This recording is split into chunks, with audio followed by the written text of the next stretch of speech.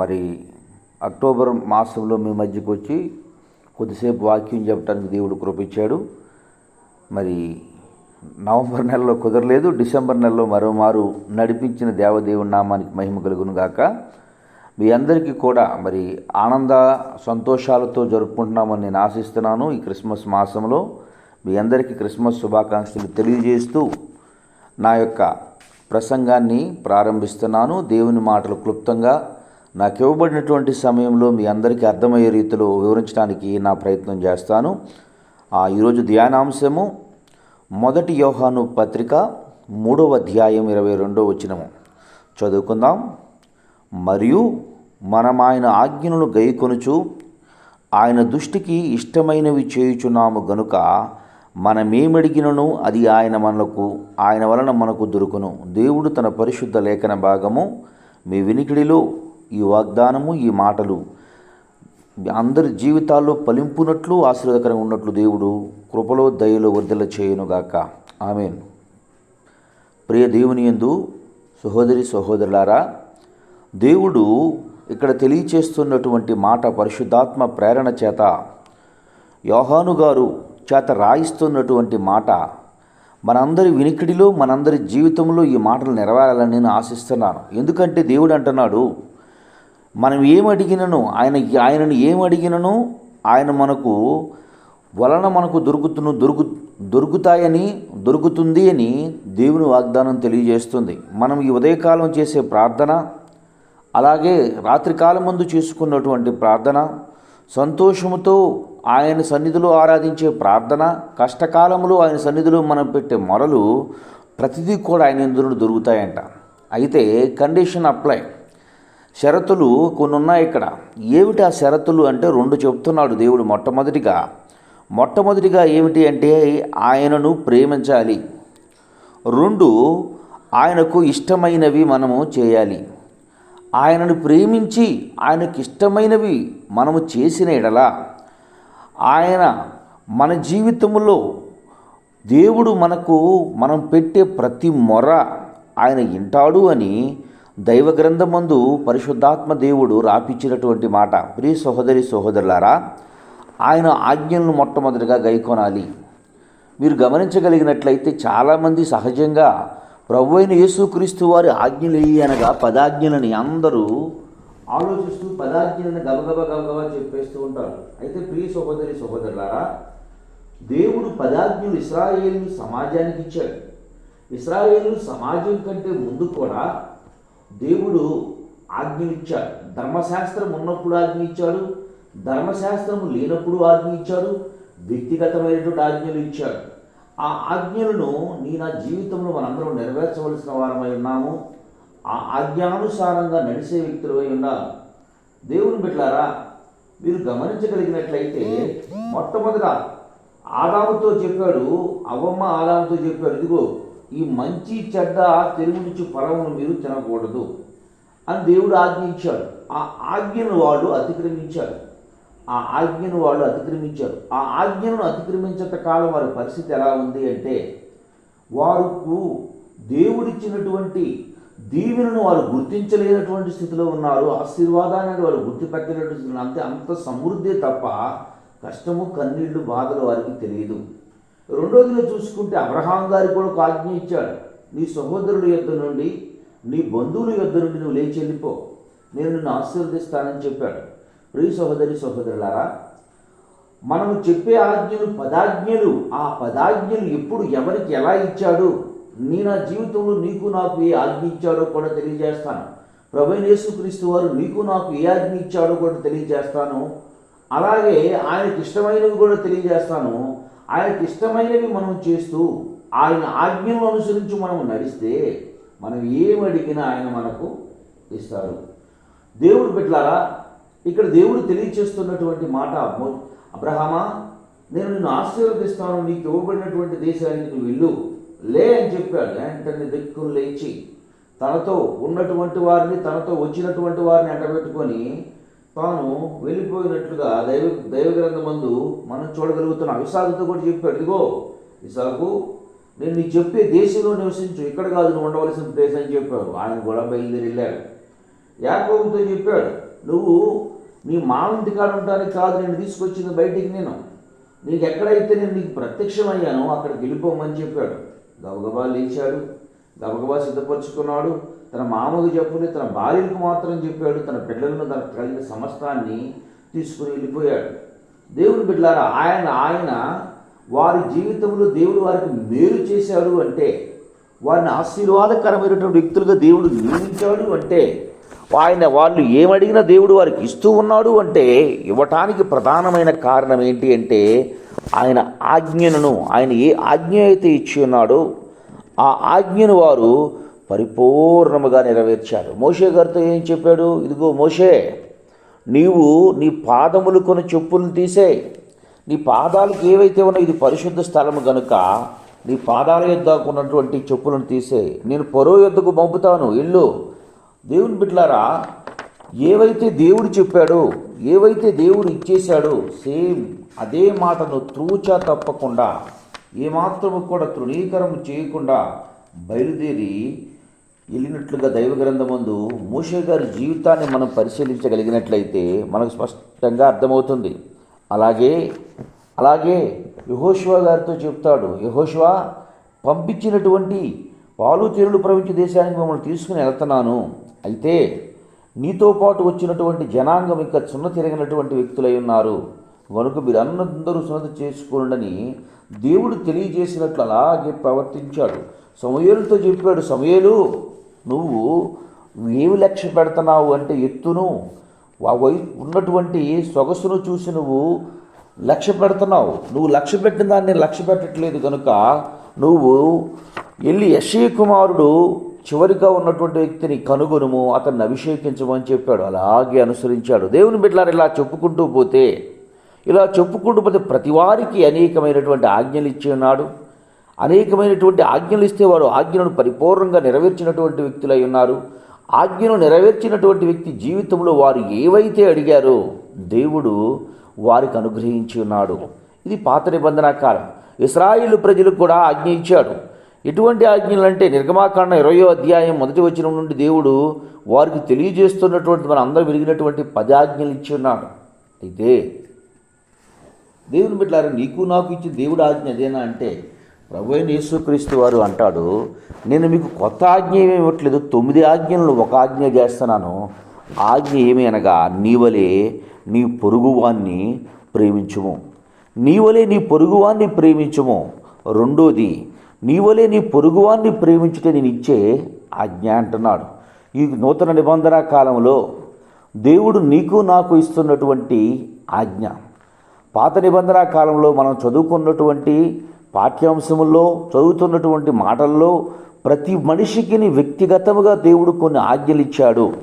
వ్యక్తిగతంగా మీరు ఈ పనులు చేయండి, ఇలా నడవండి, ఇది తినవద్దు, నువ్వు లేవో ఇక్కడి నుంచి నడువు, ఇదిగో నేను ఎవరి దగ్గరికి పంపిస్తానో వారి దగ్గరికి వెళ్ళు అని దేవుడు పాత నిబంధన కాలంలో వారు ఇచ్చినటువంటి ఆజ్ఞలను పరిపూర్ణముగా వారు అంగీకరించినటువంటి వ్యక్తులను చూసి ఉన్నాము, అంగీకరించినటువంటి వ్యక్తులను కూడా చూసి ఉన్నాము.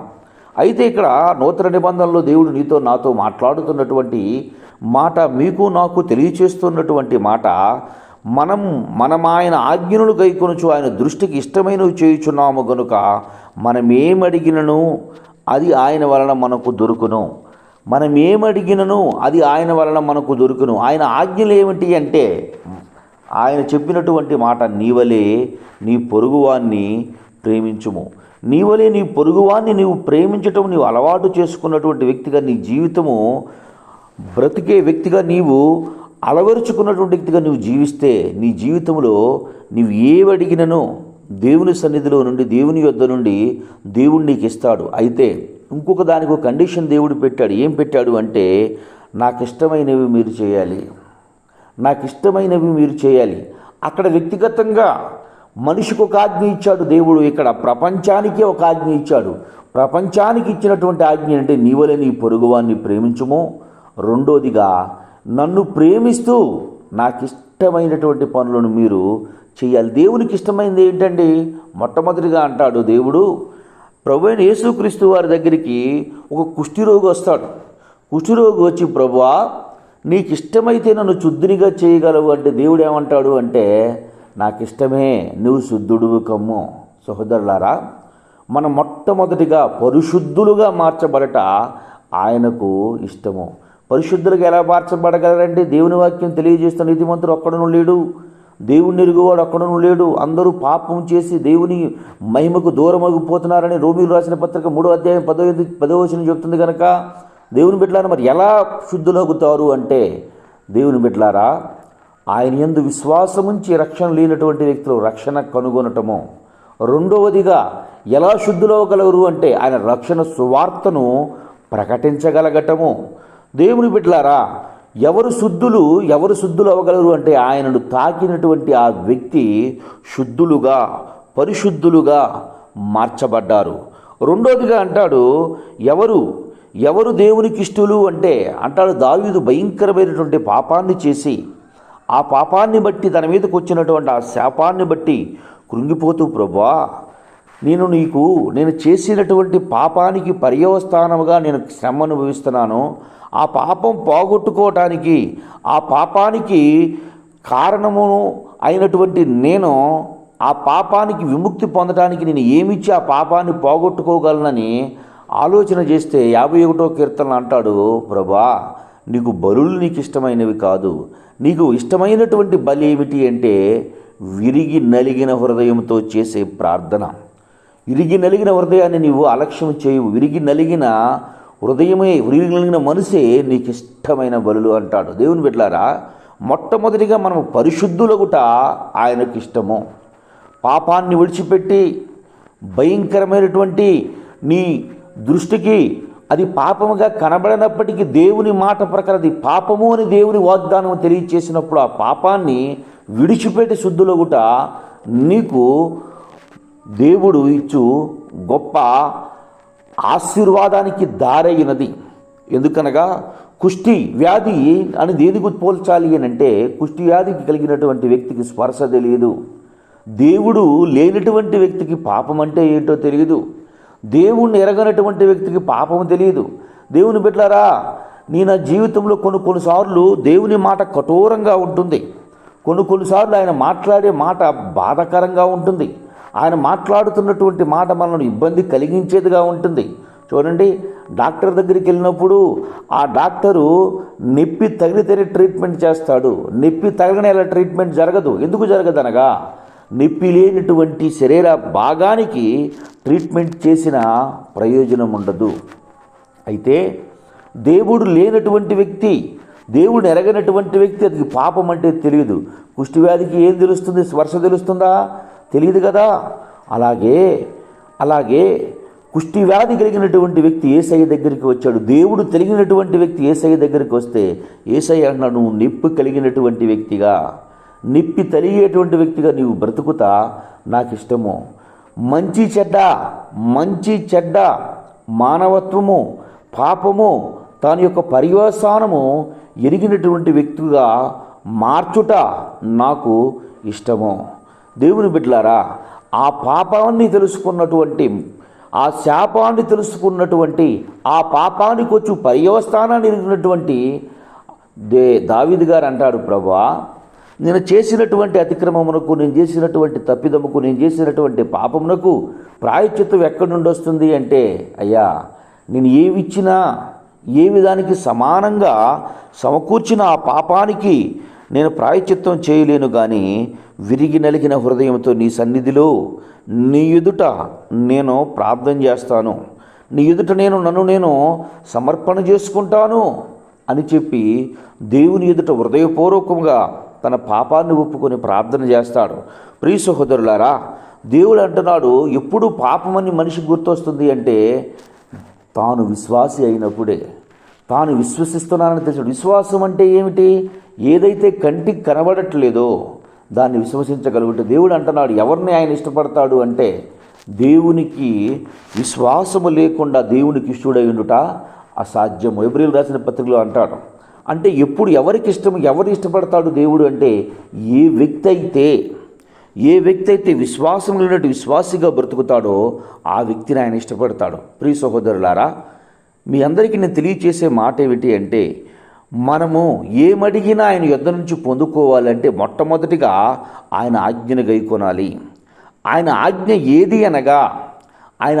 ఏది అనగా తన వలె తన పొరుగువాన్ని ఏ వ్యక్తి అయితే ప్రేమించగలడో, నీకున్నటువంటి శ్రమలు, నీకున్నటువంటి కష్టాలు, నీకున్నటువంటి బాధలు నీవు ఎదుర్కొంటున్నప్పుడు ఎంతగా కృంగిపోతావో, ఎదటి వ్యక్తి అదే బాధల్లో, అదే కష్టాల్లో, అదే కన్నీళ్లతో ఉంటే ఆ కన్నీళ్లు, శ్రమల్లో ఉన్న వ్యక్తి కొరకు ప్రయాసపడి నీకు వచ్చినప్పుడు ఎంతగా వేదన చెందుతావో, ఎదటి వ్యక్తిలో ఉన్నప్పుడు ఆ బాధ విషయంలో నీవు అదే కృంగుదల, అదే బాధ, అదే శ్రమ అనుభవిస్తున్నటువంటి వ్యక్తిగా, అతని కొరకు ప్రసవ వేదన ప్రార్థన చేసే వ్యక్తిగా, అతని పట్ల ప్రేమ కలిగినటువంటి వ్యక్తిగా, ఆ శ్రమ నుండి విడిపించమని దేవుని సన్నిధిలో విజ్ఞాపన చేసే వ్యక్తిగా నీవు బ్రతుకుతావో ఆయన ఆజ్ఞను గైకొంటున్నావు అనే విషయాన్ని గుర్తెరుగు.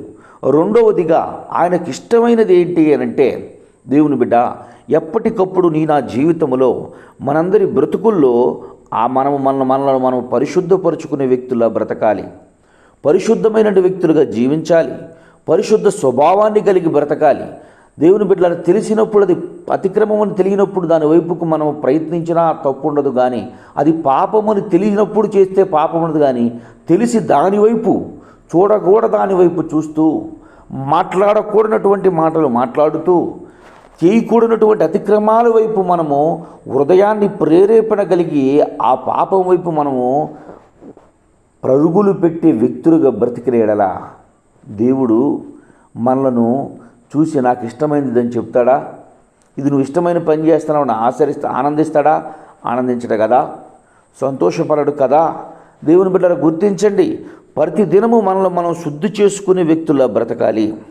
రెండోది, దేవునికి ఇష్టమైనటువంటిది ఇచ్చే కానుకలు కాదు, నీ విరిగి నలిగిన హృదయంతో నువ్వు చేసే విజ్ఞాపన, విరిగి నలిగిన హృదయంతో నువ్వు చేసే పనులు. దేవుని బిడ్డలు ఇవన్నీ ఎప్పుడు వస్తాయి అంటే ఆయన యందు విశ్వాసం ఉన్నప్పుడు, ఆయన యందు విశ్వాసము మనం కలిగినటువంటి వ్యక్తులుగా బ్రతికినప్పుడు, ఆయన యందు మనం విశ్వాస జీవితాన్ని కొనసాగించినప్పుడు ఇవన్నీ మన జీవితంలోకి వస్తాయి. మొట్టమొదట ఆయన ఆజ్ఞలను గైకొనాలి. రెండవదిగా ఆయనను ఇష్టమైనటువంటి క్రియలు చేసే వ్యక్తులుగా మనము బ్రతికిన ఎడల మన జీవితంలో మనం ఏమడిగిననో, ఆయన సన్నిధిలో మనం ఏ విజ్ఞాపన చేసినను, దేవునికి ఏది మొరపెట్టినను ఆ మొర ఆయన వింటాడు. మనం అడిగింది ప్రతిదీ కూడా దేవుడిస్తాడు. అంటాడు కదా దేవుడు, నన్ను అడుగుము జనులు నీకు స్వాస్థ్యముగా ఇస్తాను అంటాడు కదా యేసు ప్రభు. అడుగుడి మీకు ఇయ్యబడును అంటాడు కదా. ఇంకొక మాట అంటాడు, ఈ చివరి మాట చెప్పి నేను ముగిస్తాను. ఏమంటాడంటే, మీరు ఫలించుట వలన తండ్రి నామానికి మహిమ వస్తుందంటాడు. మనం ఫలించటమే దేవదేవుని నామానికి ఘనత, మనం ఫలించటమే ఆయన మన నుండి ఎదురు చూస్తున్నాడు. యేసు ప్రభు గారు కూడా ఒక ఉపమానం చెప్తాడు. ఒక రైతు తన విత్తనాలు వేస్తూ ఉండగా కొన్ని త్రోవ పక్కల పడ్డాయని, కొన్ని వచ్చి ముళ్ళ పొదల్లో పడ్డాయని, కొన్ని రాతి నేలను పడ్డాయని, మరికొన్ని మంచి నేలను పడ్డాయని చెప్తాడు. అయితే సహోదరులారా, మంచి నేలను పడినటువంటి భూమి ఒకటే, విత్తనము ఒకటే. అయితే ఇక్కడ ఫలింపు తేడాగా ఉంది. ఒకటి 30 దొంతులు, ఒకటి 60 దొంతులు, ఒకటి 100 దొంతులుగా ఫలించింది. అంటే త్రోవ పక్కబడ్డ విత్తనం గురించి మనకు అనవసరం, ఎందుకంటే వారు దేవుని ఎరగనటువంటి వారు, దేవుని గురించి తెలియనటువంటి వారు. ముండ్ల పొదల్లో పడిన వారి గురించి మనకు అనవసరం, ఎందుకంటే వారు దేవుని సన్నిధిలో చేరనటువంటి వ్యక్తులు. రాతి నేలన పడినటువంటి వారి గురించి కూడా మనకు అనవసరం, ఎందుకనంటే దేవుని వాక్యము వారి హృదయంలో, వారి మనసులో చోటు లేదు, అందుకే వారు మాడిపోయారు. మంచి నేలన పడిన వారి గురించి మనం కొంచెం మాట్లాడుకుందాం. ఎందుకనగా విత్తనం ఒకటే కదా, భూమి ఒకటే కదా, ఫలింపులో వ్యత్యాసం చూసారా సహోదరులారా? మీరు ఆయనను పరిపూర్ణముగా, ఆయన ఆజ్ఞను గైకొంటున్నారా? పరిపూర్ణంగా నీవలే నీ పొరుగువాన్ని ప్రేమిస్తున్నావా? 2, ఆయనకి ఇష్టమైనటువంటి పనులు చేస్తున్నావా? 30 దొంతుల్లో ఆగిపోయావా? ఒకసారి నువ్వు పరిశీలించుకో. లేక 30 దొంతుల నుంచి 60 దొంతుల్లోకి నువ్వు పెరిగావనేందుకు సంతోషించక, అటు భక్తిహీనుని కాక ఇటు భక్తి కాక మిడిమిడి జ్ఞానంతో మధ్యలో బతికే వ్యక్తిగా ఉన్నావేమో. ఒకసారి నువ్వు చూడవలసింది 30 దొంతుల వైపు కాదు, 60 దొంతులుగా నువ్వు 100 దొంతులుగా. దేవుని బిడ్డలారా, ఒకడు నూరంతులుగా ఫలిస్తాడని దేవుని వాక్యం తెలియజేస్తుంది. నీ నా జీవితంలో దేశయ్య నిన్ను నన్ను కోరుకున్నది, మీరు బహుగా ఫలించవలన తండ్రి నామానికి మహిమ వస్తుంది. మీరు అడిగినది ప్రతి దేవుని సన్నిధిలో పొందుకున్నట వలన తండ్రి నామానికి మహిమ వస్తుందని దేవదేవుడు తెలియజేస్తున్నాడు కనుక మనము నూరింతలు ఫలంపు పొందే వ్యక్తుల్లో బ్రతకాలి.